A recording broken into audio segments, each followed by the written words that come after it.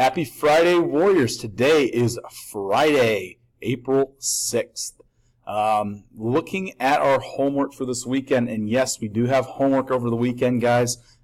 Last quarter of 6th grade, and as we move forward, it's going to be more commonplace to see homework on the weekends. It's very important that you do not procrastinate and you do not just not attempt your homework. It's very important as we gear up and prepare for the state testing.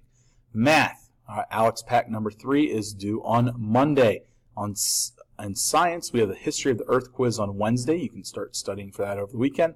Social studies, our service project planning sheet is due Monday. And remember, you need to have your parents sign off on that.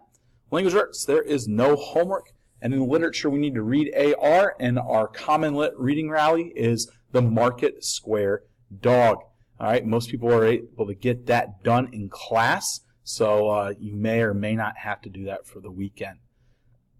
That's it for today. Have a great weekend.